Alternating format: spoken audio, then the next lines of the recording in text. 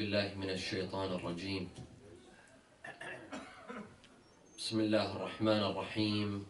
الحمد لله رب العالمين، بارئ الخلائق أجمعين، باعث الأنبياء والمرسلين، ثم الصلاة والسلام على خير خلقه العبد المؤيد والرسول المسدد، حبيب إله العالمين أبي القاسم المصطفى محمد،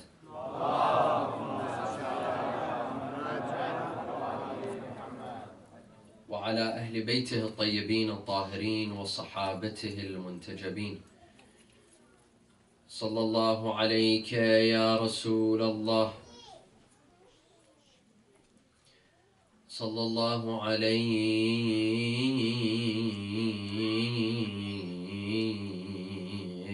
يا سيدي ويا مولاي يا أبا عبد الله، يا رحمة الله الواسعة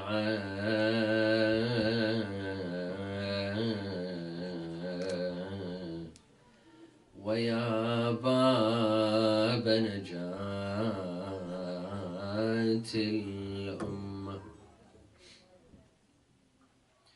ويا عبرة كل مؤمن ومؤمنة،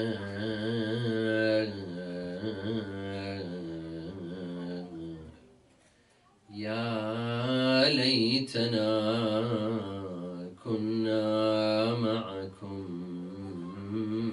سادتي فنفوز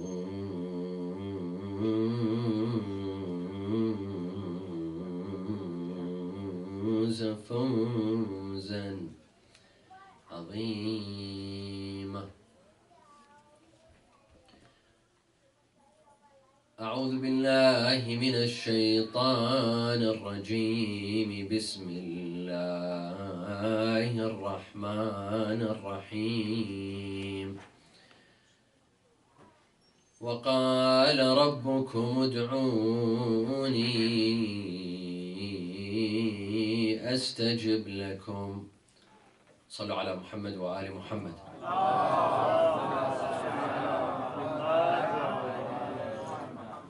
A second for the love of Imams Al-Hassan wal-Hussein.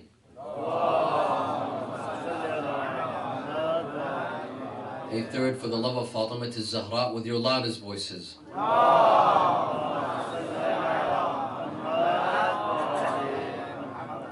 One of the very vague and ambiguous concepts in Islam that most people have misunderstood and are confused about is the concept of Istekhara.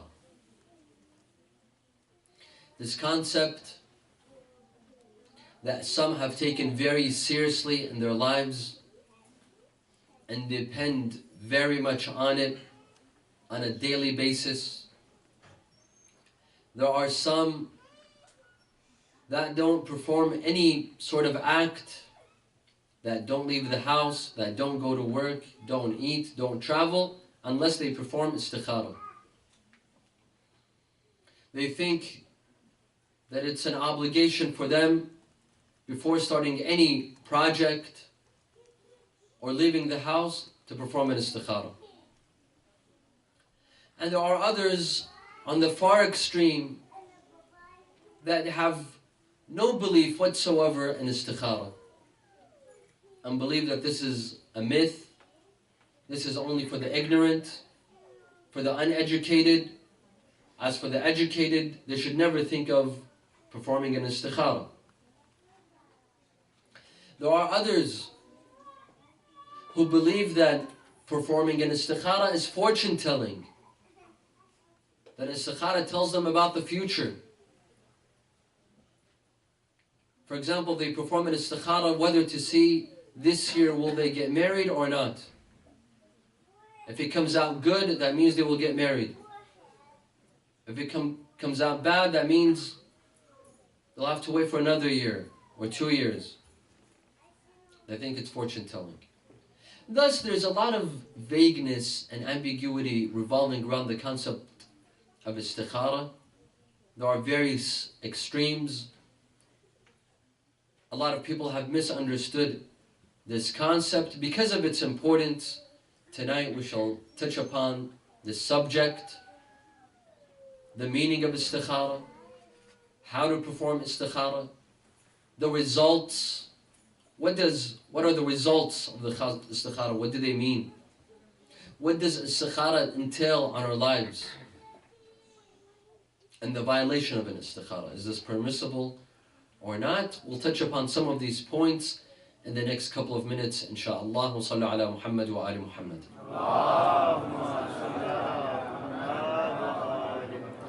Most people don't know that there are two meanings to istikhara. The popular meaning and the less popular meaning. While the less popular meaning is the most correct meaning to the word istikhara. It is the concept, it is the meaning that is accepted amongst scholars and conforms to the hadith that have been stated regarding istikhara by the Ahlulbait. The first meaning to istikhara, the less popular meaning, the meaning that most people, common people, do not know about.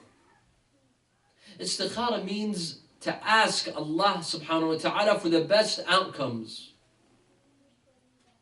To ask Allah subhanahu wa ta'ala for the best outcomes.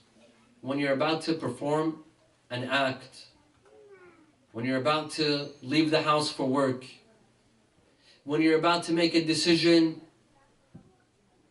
at your business, at school, when you and your wife are about to make a decision involving your son or daughter's future in school, for example, and so on and so forth. Asking Allah subhanahu wa ta'ala for the best results, for the best outcomes. This is the literal linguistic meaning of the word istikhara, to ask Allah for the good, for good results. And in reality, this is a form of dua. This is a dua. For those who object to performing istikhara, those who object to this concept, we tell them that the literal meaning of istikhara is a dua, asking Allah for the best outcomes. You're about to propose to someone for marriage. You're about to knock on someone's door with your parents for marriage. You ask Allah for the best outcomes so that this marriage becomes a blessed marriage. And that you and this person get along and are compatible. And this marriage succeeds. This is a dua. And it is included in every verse that speaks of dua, and that dua is recommended, and that dua is one of the best forms of worship. This also includes this istikhara. When Allah subhanahu wa ta'ala states in the Qur'an, وَقَالَ رَبُّكُمْ ادْعُونِي أَسْتَجِبْ لَكُمْ, Allah and your Lord said, call on me, I shall answer you. Istikhara is included. Or وَإِذَا سَأَلَكَ عِبَادِي عَنِّي فَإِنِّي قَرِيبٌ أُجِيبُ دَعْوَةَ الدَّاعِ إِذَا دَعَانِ فَلْيَسْتَجِيبُوا لِي وَلْيُؤْمِنُوا بِي. Allah tells the Prophet, that if my servants ask you, where am I? Tell them I am close. I answer the call of one who calls on me. Istikhara is a form of dua. You're calling on Allah subhanahu wa ta'ala. You're asking Allah for the best results, for the best outcomes. And a hadith by Imam Sadiq alayhi salam,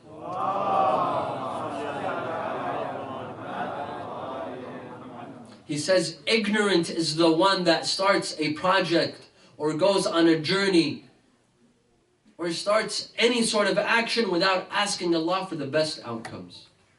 That means he's depending on himself. He doesn't want Allah to be involved. This is ignorance. Thus, when we look at the lives of the Ahlulbait, we see that the Imams, whenever they wanted to start a project, go on a travel, go on a journey, anything that they performed, they would always ask Allah for the best outcomes. They would say, Astaghfirullah Rabbi min rahmatih. I ask Allah for the best outcomes from His mercy. And one hadith, that if you're about to start something big, something important, say it 100 times. Say Astaghfirullah 100 times.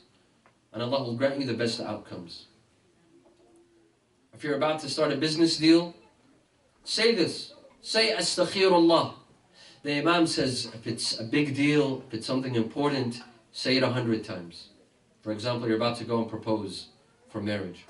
If it's something not so important, say it 7 times.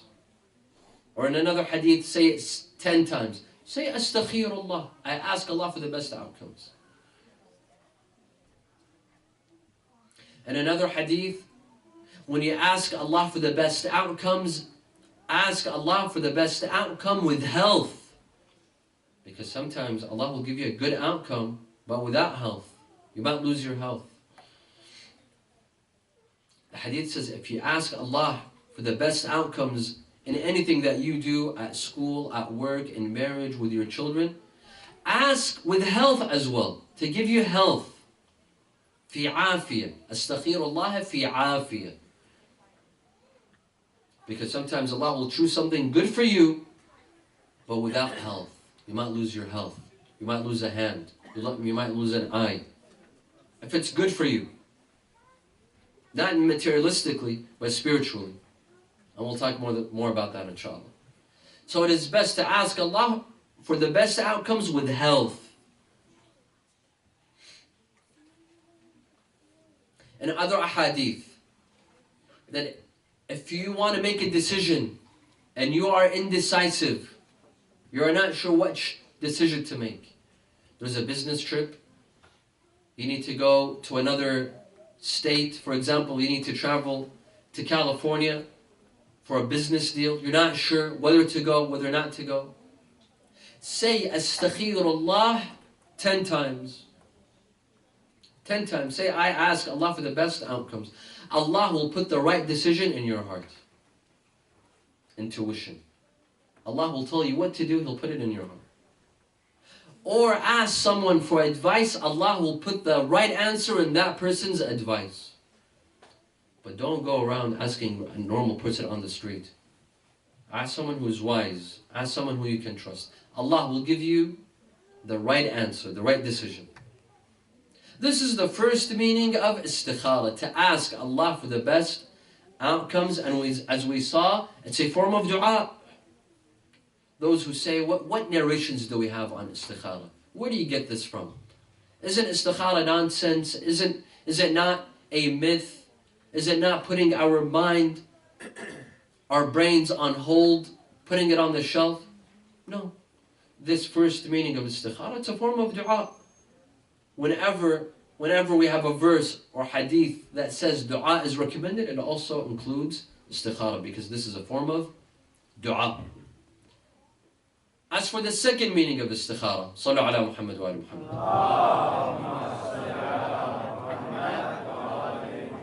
The second meaning of istikhara is the popular meaning.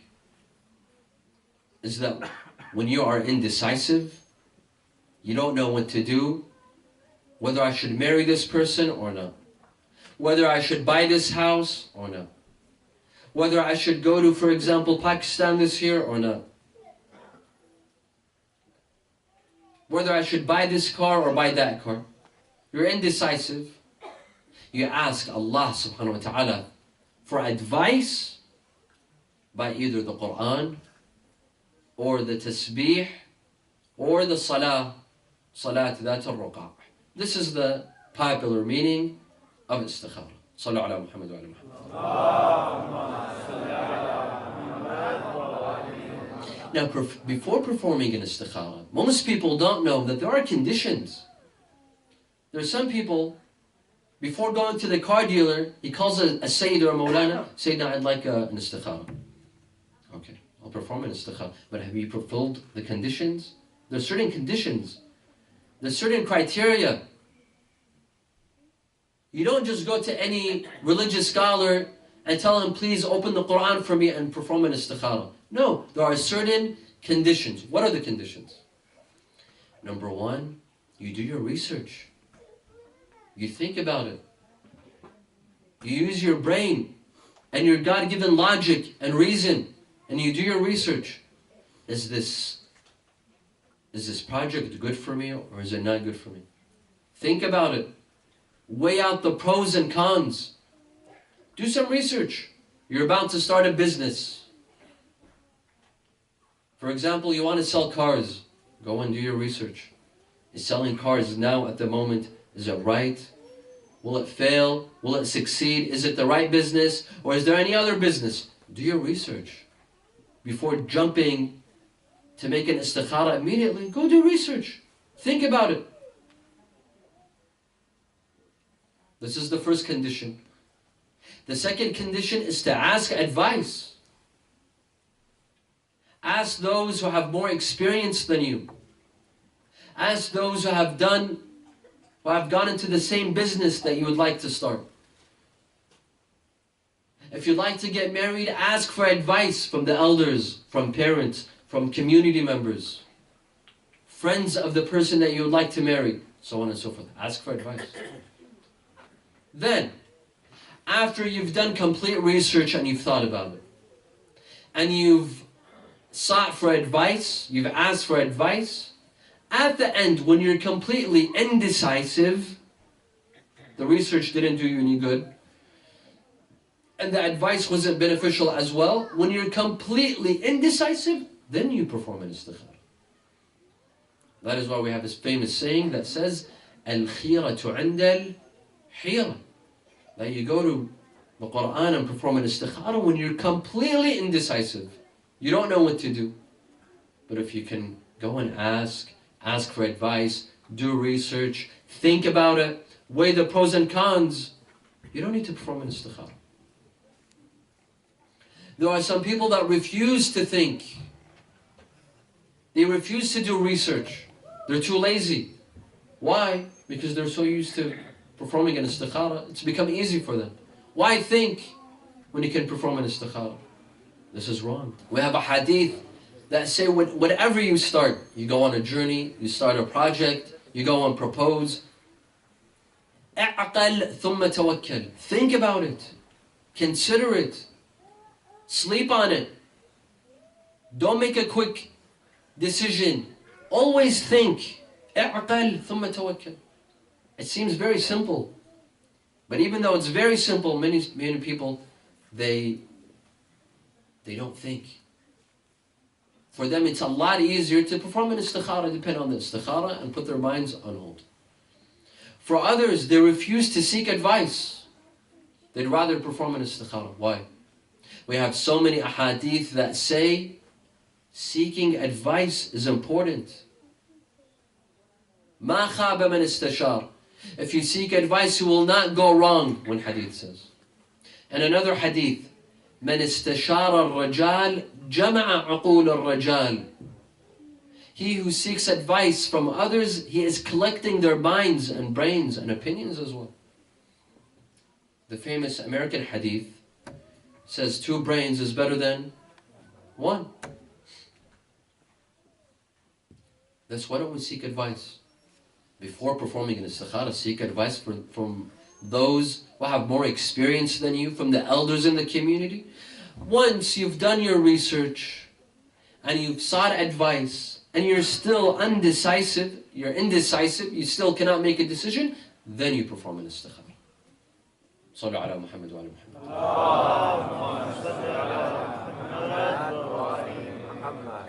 How do we perform an istikhara? Can anyone perform an istikhara, or does it have to be religious scholars? No, it does not need to be religious scholars. It could be anyone. It could be anyone. Yes, unfortunately today, and I say this not with the intention of attacking anyone, but with the intention of constructive criticism, but that unfortunately there are some scholars everywhere in the Islamic world, or even here in the West, there are some scholars that have no job other than to perform istikharas. They don't do public speaking, they don't perform da'wah, they don't visit colleges, universities, churches, synagogues. They don't write, they don't publish. The only thing that they do is they sit at home for people to call them and perform an istikhara.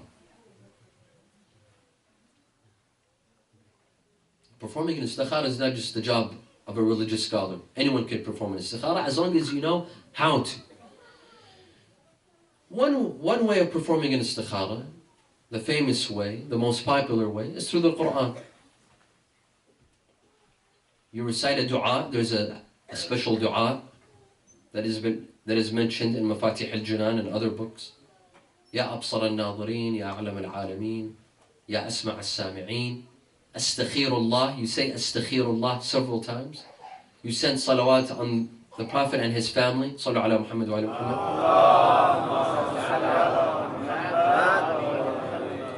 And then you open the Qur'an to any page. To any page. But of course don't cheat.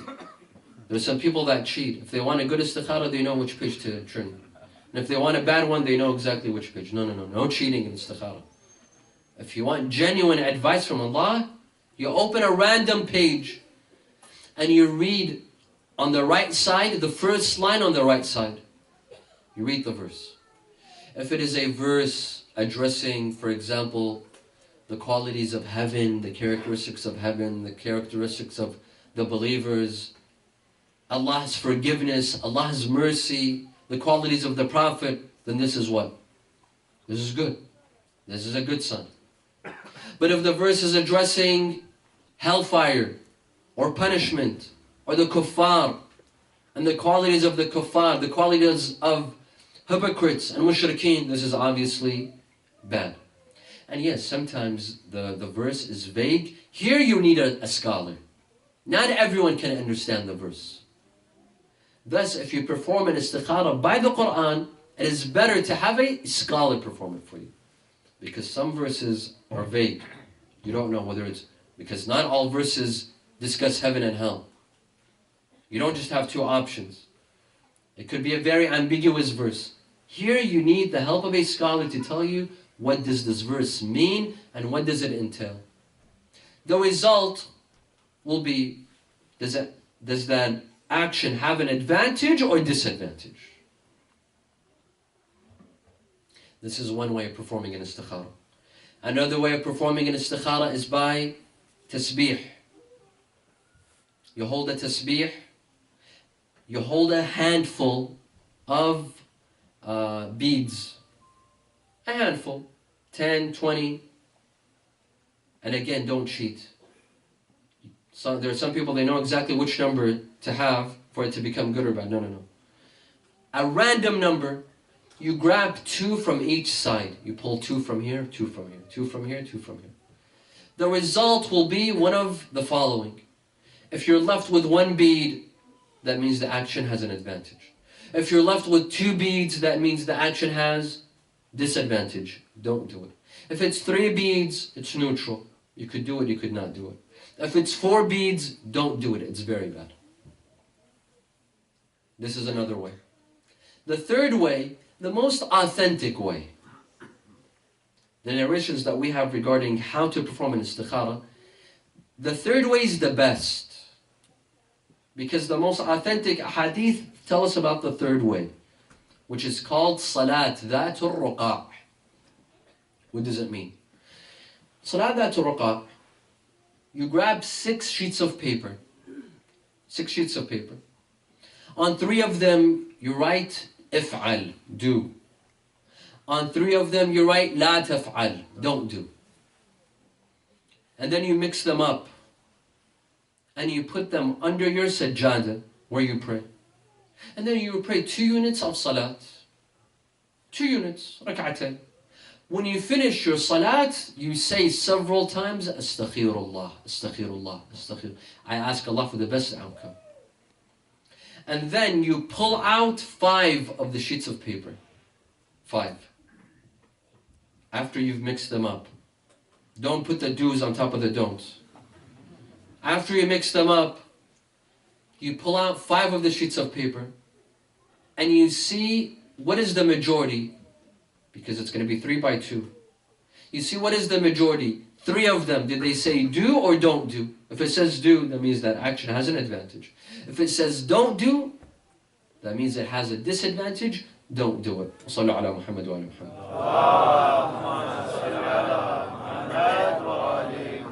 Now the results of the istikhara.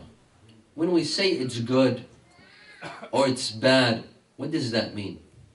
There's some people that think istikhara is fortune telling. I've seen many. They think istikhara is fortune telling. A lot of times, some people, especially when I'm in Karbala, I'm in the Haram of Imam Hussein, some people, they come to me and they say, Sayyid, we want an istikhara. I perform an istikhara and the man starts crying. I'm baffled. I have no idea why is this person crying. I told him, why are you crying? Because I told him it's bad. He starts crying. He said, because you told me it's bad. I told him, so what? He said, that means I'm not going to have children. I told him, what are you talking about? He said, me and my wife have been trying to have children for the past 7 years. Now that I performed an istikhara, you told me bad. That means I'm never going to have children. I told him, where'd you get this from? Who told you this? You think istikhara is fortune telling? This is wrong. There's many people that think istikhara is fortune telling. Poor young lady, she's 35 years old, she hasn't been getting married. She performs an istikhara to see if she's going to receive a proposal this year or not. This is not the case. Or some people, they come to us, he's lost his money, and he wants to perform an istikhara to see will his money come back to him or not. This has nothing to do with istikhara. And there are hadith that say this, لا تتفألوا بالقرآن. Don't think that the Qur'an is an oracle, like in Greek mythology. In Greek mythology, there was an oracle that people would go and ask kings, emperors, even regular people. They would go to this oracle, usually a female, a priestess, and they would ask her, for example, I'm going on a journey or a battle or a war. Are we going to win or not win? And this oracle tells them, yes, you will win, or you don't win. Istikhara, it's not an oracle. It's definitely not an oracle. Perhaps there are some people out there, there are crooks, especially in the Middle East. They tell you, yes, you know what's going to happen to you? Some beautiful young man is going to come propose to you. He's very rich. He owns a nice car. But his mother, she's not a good mother. Or something like this. They tell people the future. As if the istikhara tells them the future. Istikhara does not tell you about the future. It is not fortune telling. People need to understand this. Istikhara only tells you that this action that you like to perform, whether it's marriage or a business project, or it's going to Umrah, going to Ziyarah, going on a journey, flying out somewhere, does it have an advantage or it doesn't have an advantage? That's it. It doesn't tell you the future. It doesn't tell you how many children you're going to have. Who are you going to get married to? Is he a Sayyid? Is he a non-Sayyid? Is he short? Is he fat? None of this. Istikhara is not fortune telling. Sallu ala Muhammad wa Muhammad. Furthermore, there are some people that are addicted to istikharas. They're addicted to istikharas. I remember maybe 15 years ago when we used to live in Los Angeles, and my father was also in Los Angeles. There was a person, he would call my father maybe every 2 days, and he would say, Sayyidina, I would like 18 istikharas. I would like 17 istikharas, one after the other. It was ridiculous. This person was addicted to istikharas. This person has put his brain on the shelf, he's turned his brain off, and he depends only on istikhara. This is wrong. Allah subhanahu wa ta'ala has given us a brain. He's given us reason. He's given us logic. He says use it. Allah gave us a brain, for us to use it once in a while. If not every day, but at least once in a while, let's use this brain. So that we use it. Not that we put it on the shelf and then perform istikhara on everything that we'd like to do. On everything. I know some people, they won't leave the house if he doesn't take an istikhara. He wants to have coffee, where's my prayer bead? He wants to go out with his friends, let me take an istikhara. This is ridiculous. Istikhara is not for such matters. It's not for such matters.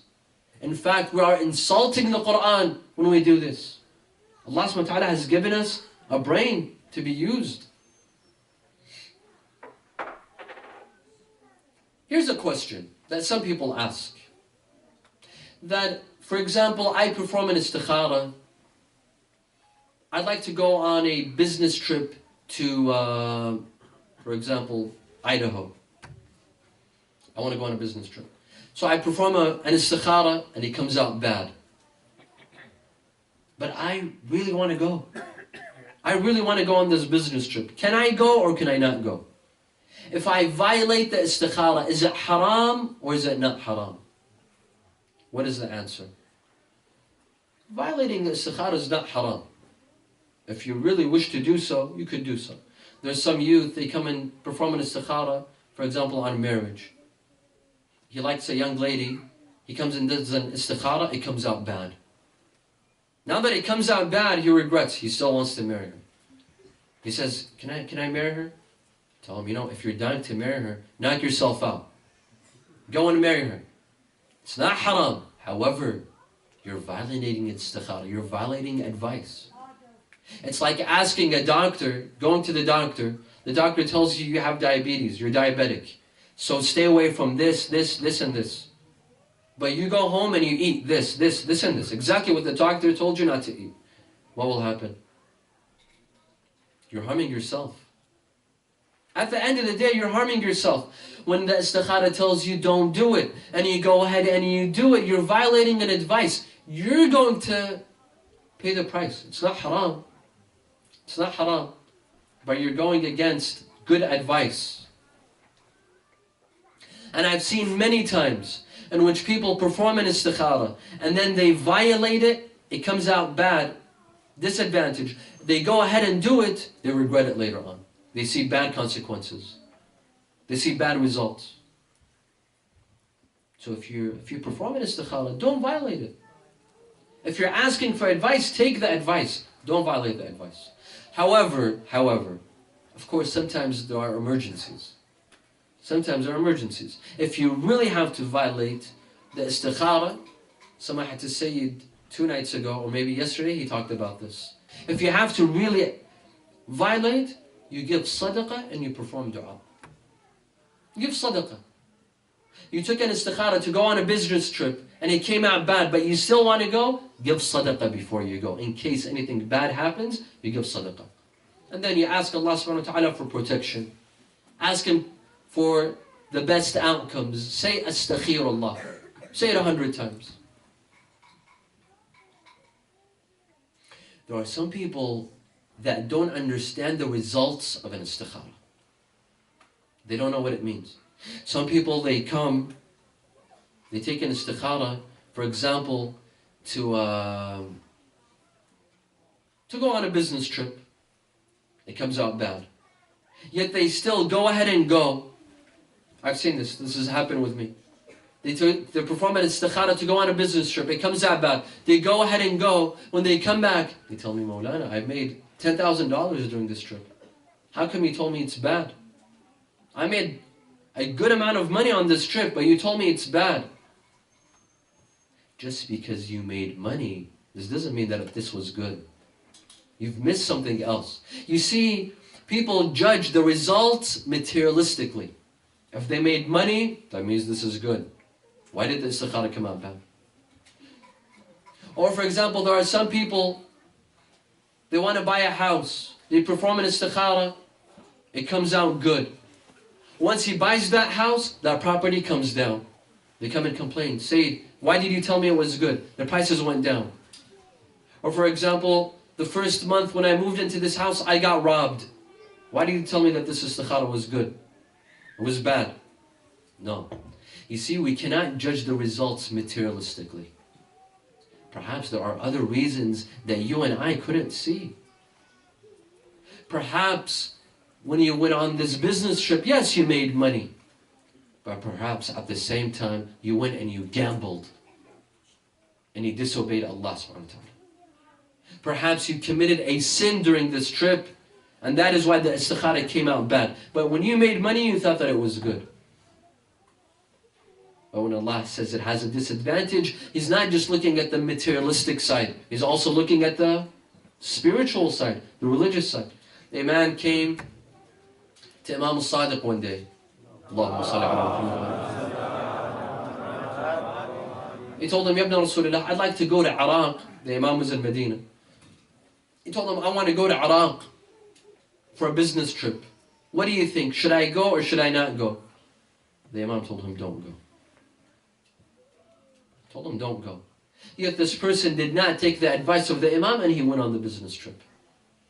When he came back, he came to visit the Imam. He told him, Ya ibn Rasulullah, I made a lot of money on this trip. Why did you tell me not to go? I made a whole lot of money on this trip, but you told me not to go, while you should have told me to go. The Imam told him, think back. What did you do on this trip? Didn't you miss Salatul Subh one day on this trip? He said, yes. He said, that's why I told you not to go. That man, he missed Salatul Subh, Salatul Fajr. During his trip, the Imam was looking at that aspect. Not the money. Who cares about the money? Yeah, me and you care about the money. But when Allah gives us good outcomes, it's not just about the money, my dear friends. There are bigger pictures. A couple performed, this is a real story, a couple performed istikhara on marriage. After 1 year, they divorced. After 1 year, they divorced. My father performed the istikhara for them. The istikhara came out perfect. After 1 year, they divorced. They came and they complained. He performed an istikhara for us. It came out good. Yeah, we divorced after a year. Yes, it came out good. It doesn't mean there's no divorce. You have to look at another aspect, another picture. We're missing the point. Perhaps that marriage would have ended disastrously in another way. Perhaps from this marriage a child would have been born. This child would have been a sinful person. From this sort of aspect. Thus we cannot be hasty and judge. Well, it became, this istikhara is good, that means I'll make money. Or the istikhara is bad, that means I'll lose money. It's not all materialistic, my dear friends. Sallu ala Muhammad wa ala Muhammad. Furthermore, there are some people that are psychologically affected by an istikhara. For example, especially for those that violate the istikhara.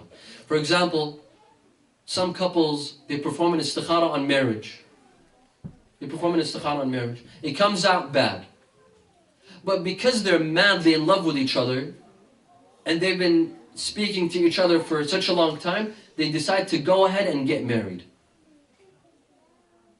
But as soon as the istikhara was bad, they go ahead and get married.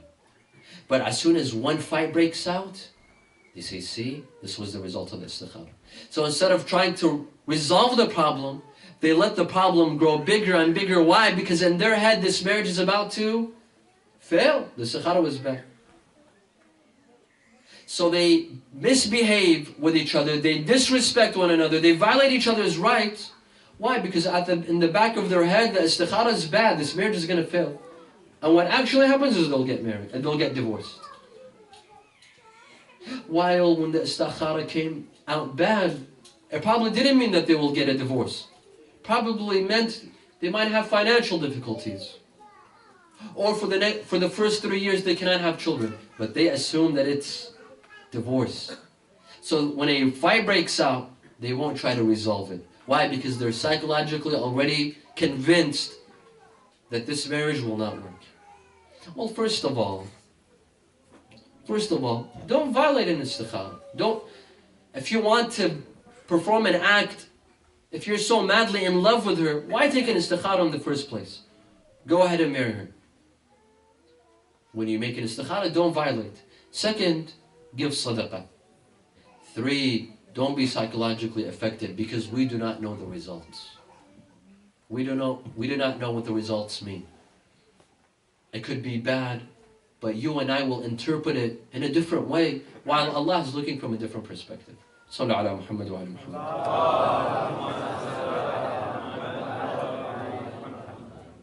And we've heard some stories from great scholars. When they perform an istikhara, it's as if it's a revelation from Allah.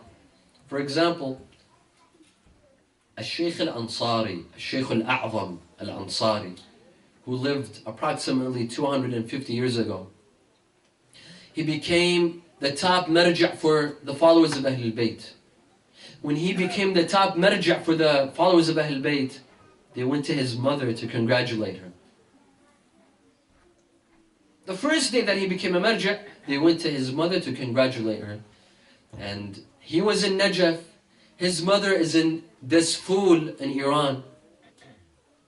And of course, it was a great distance. For news to travel, it took weeks. It's not like they used to tweet on Twitter that this person became a marja' or was on Facebook. No. It took weeks. When they went to his mother, they went to congratulate her. They told her that your son became the top marja' of his time. She said, I know. I know. They told her, who told you? This is new news. She said, I knew ever since he was 14 years old. Not today. I knew since he was 14 years old. She said, how? They asked her how. She said, when he wanted to leave this fool to come to Najaf. He wanted to leave Iran to come to Najaf. I did not want him to go. I was afraid for him to be living on his own. But he insisted on going to Najaf. So he decided to what? To perform an istikhara.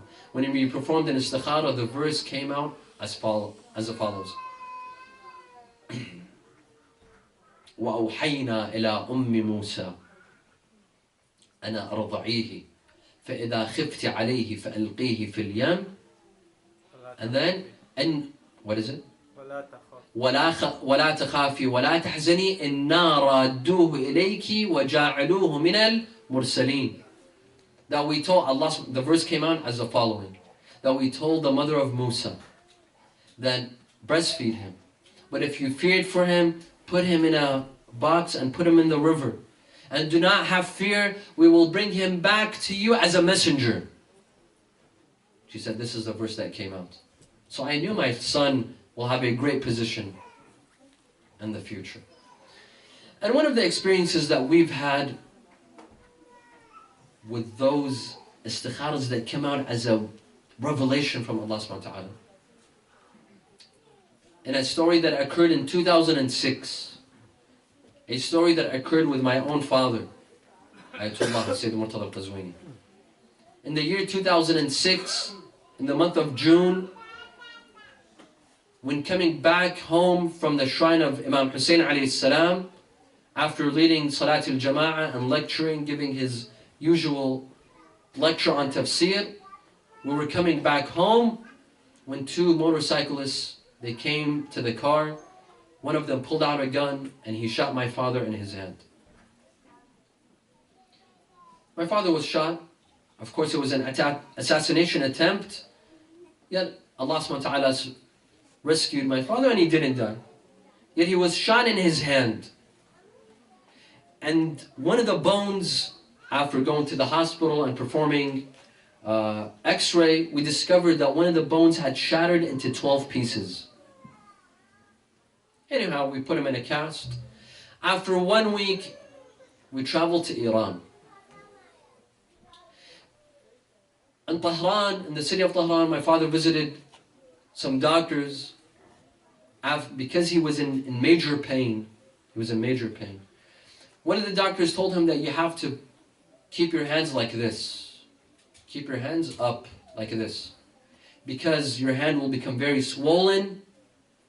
And if you don't raise your hand, all the blood will gather in your hand. So if you raise it, the blood will flow down.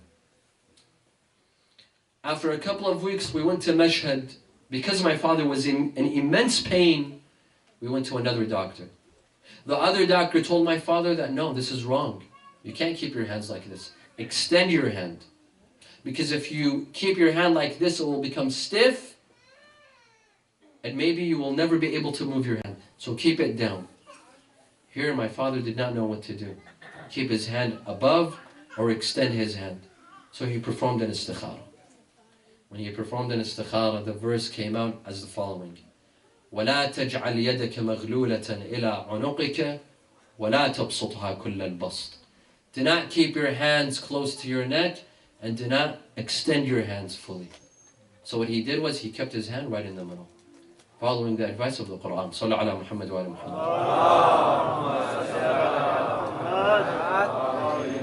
Istekhara, as we said, is a form of dua. Those who object to the practice of istikhara, we tell them that it's a form of dua. And when we come to the day of Ashura, we see that dua played a major role. Dua was always on the tongue of Imam Hussein alayhi salam. Allahumma salli ala Muhammad wa ala Muhammad. When Ali al-Akbar entered the battlefield, Imam Hussein made a dua. Allahumma mna'hum barakat al-ard wa mazziqhum tamziqa. When his son Ali al-Asghar was killed, he also made a dua. Allahumma la yakun hadha ahwanu alayk min fasil. Oh Allah, don't take this child lightly. The same way that you punished the people of Salih when they killed the camel. When the arrow pierced through his chest, the Imam had a dua. Bismillah wa billah wa fi sabilillah wa ala millati rasulillah. The Imam put his hands under his chest. He filled his hand with blood, and he put it on his beard, on his blessed beard, and he drenched his beard with his blood, and he said, وَهَكَذَا أَلْقَى رَبِّي. This is how I'd like to meet my Lord, drenched with my own blood. هَكَذَا أَلْقَى رَبِّي وَأَقُولْ قَتَلَنِي فُلَانٌ وَفُلَانٌ. This is how I meet my Lord, and I will tell him, so and so killed me. He mentioned 2 names. Go and read about these 2 names. Which names did Imam Hussein mention? I will tell Allah that this person and this person killed me.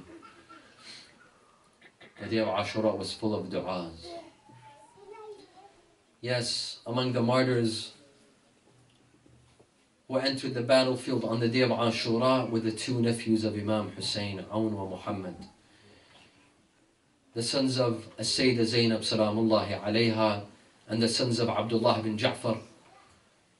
These 2 young men, one of them, Awn, was 13 years old and Muhammad was a year older than him. He was 14. They were only young. They were very young. They were teenagers. They did not leave Medina with the Imam. Rather, they came to Mecca with their father, Abdullah bin Ja'far, and then Abdullah sent them to Karbala. They came by themselves.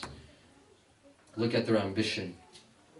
Look at how much self-control, how much dedication they had for their uncle Abu Abdullah al-Hussein, that they came by themselves from Hijaz to Iraq to stand and protect their uncle. They came and they asked permission to enter the battlefield first. It was Awn that entered the battlefield. He fought bravely until Imam Hussein heard him shout, "My dear uncle Abu Abdullah, alayka minni salam." And then his brother Muhammad also entered the battlefield asking the Imam for permission. The Imam gave him permission. And moments later the Imam heard him say, "Assalamu alayka ya Aba Abdullah." They brought the 2 bodies back to the camp, back to the tents.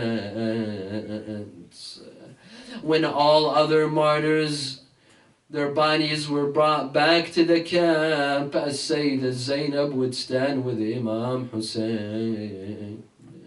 She would help him with the bodies. She would help carry the bodies. When the body of Ali al-Akbar came back, it was Sayyidah Zainab that helped bring back the bodies. But this time, when they were bringing the bodies of Awn and Muhammad, Sayyidah Zainab was not standing at the camp. She was inside performing sujood. She was thanking Allah for this blessing. She was thanking Allah that He has granted her son's martyrdom. Perhaps she was embarrassed of Aba Abdullah. Perhaps she did not want Imam Hussein to see her crying. Among those that died on the day of Ashura was Al-Hurr ibn Yazid al-Riyahi. He stood in the middle of the battlefield, looking to his right, looking to his left. One of his comrades asked him, Ya Hurr, I see you're afraid. What are you afraid of, Ya Hurr? He said, أرى نفسي مخيرة بين الجنة والنار ووالله لا أختار على الجنة شيئا. I see myself making a decision between heaven and hell, and by God I will not choose anything over heaven. He rides his horse. He turns towards the camp of Imam Hussein. He rushes. The first words that he says, Assalamu alayka ya Aba Abdullah. The Imam says, Wa alayka assalam. Who are you? Who is this man? He says, أنا الذي جعجعت بك عن الطريق. أنا الذي أرعبت قلوب بنات رسول الله. My master, I was the one that brought you here to Karbala. I was the one that scared the hearts of the daughters of Rasulullah. هل ترى لي من توبة? My master, do you think that I may repent? The Imam tells him, إن تبت فقد تاب الله عليك. If you repent, then Allah shall forgive you. Come sit next to us in this tent. He says, no, I was the first to stand in your face. Allow me to be the first that fights at your hands. The Imam gives him permission. Al-Hurr enters the battlefield. He begins to recite, إني أنا الحر ومأوى الضيف أضرب في أعناقكم بالسيف عن خير من حل بأرض الخيف أضربكم ولا أرى من حيف. He fights fiercely. He kills a great sum of the enemies until they surround him. They hit him with a sword. Al-Hurr falls on the ground. He shouts, Assalamu alayka ya Aba Abdullah. The Imam rushes to him. He comes down from his horse. He sits next to Al-Hurr. He removes the sand and blood from his face, and he says, ما كذبت أمك حينما سمتك أمك حرا أنت حر في الدنيا والآخرة. Your mother was right when she called you حر, when she called you a free man. You're a free man in this life and in the next. They say that on the day of Ashura, that same evening, the family members of Al-Hurr, they came, they grabbed his body and they went and they buried him. But there was one body that remained, one body that had no family members, one body that had no brothers. That body was the body of Imam Hussein. He only had his sister Zainab to come to him. Assalamu alayka ya Aba Abdullah. وعلى الأرواح التي حلت بفنائك. Raise your hands in dua, brothers and sisters. نسألك اللهم وندعوك باسمك العظيم الأعظم الأعز الجل الأكرم يا الله. اللهم لا تدع لنا ذنبا إلا غفرته ولا هما إلا فرجته ولا عيبا إلا سترته ولا خوفا إلا منته ولا رزقا إلا بسطته ولا شملا إلا جمعته ولا مرضا إلا شفيته ولا غائبا إلا حفظته وأدنيته ولا حاجة من حوائج الدنيا والآخرة لك فيها رضا ولنا فيها صلاة إلا قضيتها ويسرتها يا أرحم الراحمين. ولأرواح المؤمنين والمؤمنات والعلماء والشهداء نقرأ سورة الفاتحة مع الصلاة.